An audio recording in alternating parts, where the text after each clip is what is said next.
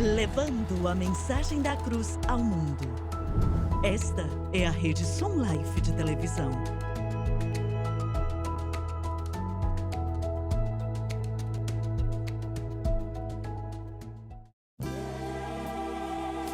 Bem-vindo a um estudo na palavra, uma série de estudos bíblicos focalizados na cruz de Cristo.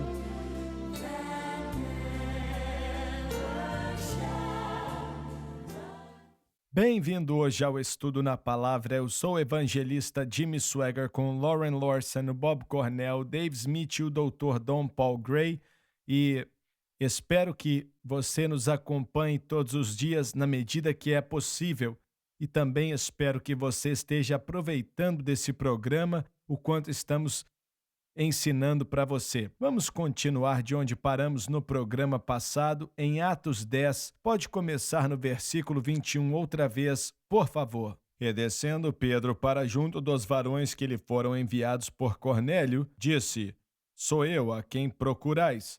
Qual é a causa por que estais aqui? O Espírito Santo não falou para Pedro porque eles vieram ou a razão por estarem ali. Ele apenas mandou que Pedro fosse sem duvidar de nada. E eles disseram, Cornélio, o centurião, mostrando para Pedro que esse homem era um gentio, varão justo e temente a Deus, e que tem bom testemunho de toda a nação dos judeus.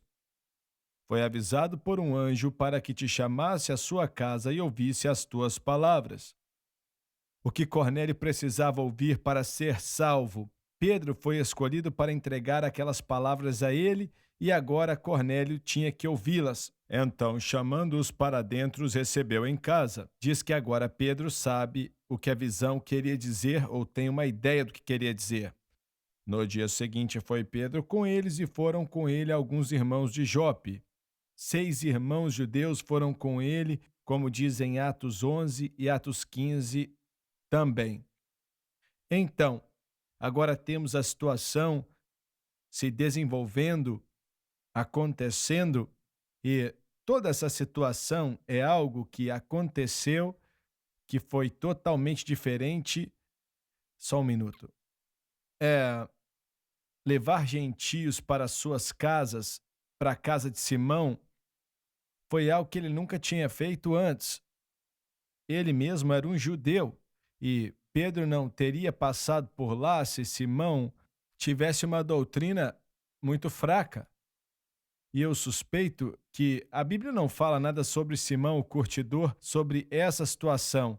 Mas eles passaram a noite inteira lá e eles tiveram que comer com eles, não é? Hein? Verdade. Eu duvido muito que eles falaram, fica sentado lá fora. Sabe o que é interessante para mim? A palavra que Deus deu a Pedro lá no versículo 19 e 20, é no versículo 19 e 20 que 3 homens viriam buscá-lo e quando viessem, que era para ele ir com eles sem duvidar de nada, para ir com eles. Só falou isso, vai com eles sem duvidar. E quando eles vieram, Pedro não só acabou indo com eles, mas também entra aqui, passa a noite comigo. Ele disse, então, Pedro, eu acredito que a mensagem, que a palavra, o evangelho era para os gentios e acho que até antes que Pedro fosse, no coração dele, entendeu a mensagem. Assim, era como o Senhor falou, não chame de impuro que eu purifiquei. E eles eram gentios, mesmo eles... Eu creio que Pedro entendeu e sentiu que eles seriam salvos. Por que é que Deus enviaria um anjo para Cornélio se de alguma maneira eles não fossem ser salvos? O que você acha que passou na mente de Pedro quando falaram para ele que um anjo apareceu para Cornélio, dando instruções para ele, para vir buscar você? Foi confirmação. Claro que foi, mas eu digo assim, foi uma declaração poderosa. Olha, um anjo veio e mandou te buscar e... eu sei que Pedro entendia agora ainda mais a veracidade do que estava acontecendo. Mas ele não podia dizer não. Não tem como ele dizer não. Eu não acredito que ele queria dizer não, pois ele entendia também como Dr. Gray falou que Lucas escreveu o livro de Atos, e claro que não vemos tudo o que estava acontecendo aqui, mas nesse texto vemos que ele não perdeu tempo, ele não ficou duvidando se eles podiam ser salvos ou não, ele pregou o evangelho para eles abertamente.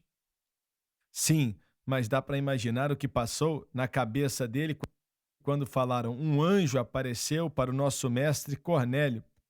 Então vemos o Espírito de Deus operar em meio a isso para transformar totalmente o que ele tinha acreditado a vida inteira. Essa era a razão para a minha pergunta no programa passado.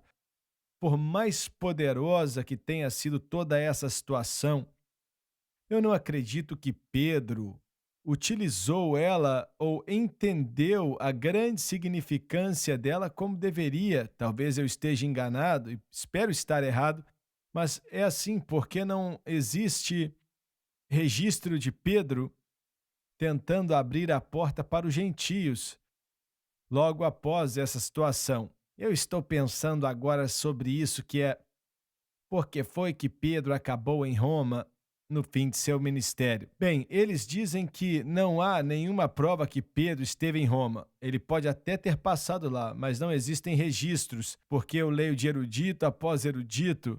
Eu li. Você leu o oposto? Eu acho que eu li outra coisa. Eu li a mesma coisa. Eles falam que Pedro estava em Roma e foi martirizado com Paulo. Então eles não acreditam que ele morreu lá? Não acreditam, não. Os que eu li dizem que sim. Não, eles falam que quando Paulo escreveu a epístola para os romanos, ele tinha uma longa lista no fim ali da carta para quem ele mandou saudações. E, na verdade, ele nunca menciona Pedro. E se Pedro estivesse lá, foi exatamente na época que a Igreja Católica dizia que ele estava lá. Mas, olha, Paulo saberia de Pedro. Ele não iria ignorar um homem como ele. Ele não o ignoraria. E eles falam que Pedro, mesmo quando ele saiu em direção da Babilônia, falam que era um nome que era dado para Roma. Mas eu acho que não.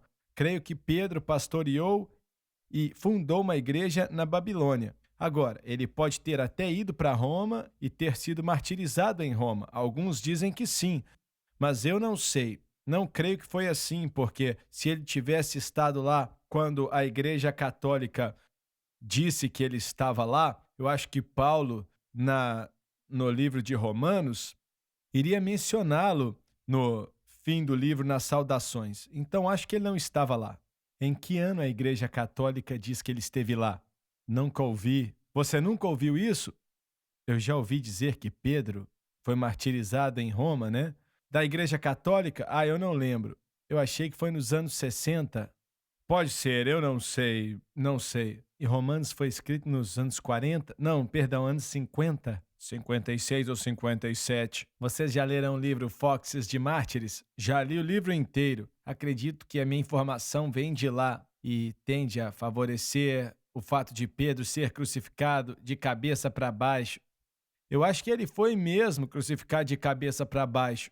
Isso está provado. Aonde foi? Pode ser que foi em Roma, não sei. Eu acredito que se olharmos para a trajetória de Pedro, ele estava em Jope, não estava em Jerusalém. E isso é interessante, não é? Pois diz que ele ficou ali por um grande período de tempo e ele progressivamente estava saindo de Jerusalém, mas não com pressa, até que ele é colocado para correr de Jerusalém, porque foi ameaçado em Atos 12. E aí ele mostra o avanço, mais do que qualquer outra pessoa, da igreja de Jerusalém para sair dali, continuar se movendo. E sei que o foco dele era em judeus, mas eu vejo ele avançando. E quando ele voltou de Cornélio, ele voltou para prestar contas para a igreja em Jerusalém e depois colocado na cadeia. É quase que imediatamente. Então ele estava limitado e não pode aproveitar o que sabe, mas as circunstâncias em Atos 12 removem ele de Jerusalém para que ele começasse a praticar aquelas coisas que ele aprendeu. Acredito que tem algo de Deus nisso aí, uma série de eventos que mantém Pedro indo para fora de Jerusalém. No fim das contas, a epístola dele foi escrita para judeus na Babilônia, e é uma discussão que as pessoas têm, mas me mostra que Pedro constantemente estava indo adiante, não como Paulo, pois o foco dele estava nos judeus. Ele era o príncipe dos pregadores para os judeus, e Paulo era o apóstolo para os apóstolos. E esse era o ministério dele. Mas eu vejo ele indo adiante e saindo, não com a força e veracidade que Paulo tinha, mas não era o chamado dele. Só de pensar que ele esteve em Antioquia, que ele estava ministrando para gentios. Exatamente, Pedro estava saindo de Jerusalém, desde Atos 11:12. A única razão pela qual Lucas muda o foco ali é porque o foco passa a estar no ministério do apóstolo Paulo, que em Atos 13 nos mostra a primeira jornada missionária, o avanço do evangelho totalmente fora da Palestina. Irmão Swagger, olhe para Atos capítulo 8, versículo 25, e fala ali a respeito, acho que está se referindo a Pedro, é ou não é? Quando eles tinham testificado e pregado a palavra do Senhor, voltaram para Jerusalém e pregaram o evangelho em muitas vilas dos samaritanos. Sim, é. Isso fala de Pedro? Sim, dele, de João. Então, em relação a essa ocasião, ele tinha saído de Jerusalém em relação à experiência de Cesareia. Mas os samaritanos eram vistos por Israel não como judeus, mas eles diziam ser judeus. E isso já é um avanço. Fomos de judeus para meio-judeus, para Paulo, um judeu obstinado, para gentios. A igreja estava prosseguindo adiante, é o que vemos Deus fazer. Até em localização, Jope ficava bem ali perto de Cesareia. E não. Jope fica ali perto de, uh, de Tel Aviv, 80 milhas dali. Temos que ir para o intervalo, voltamos já.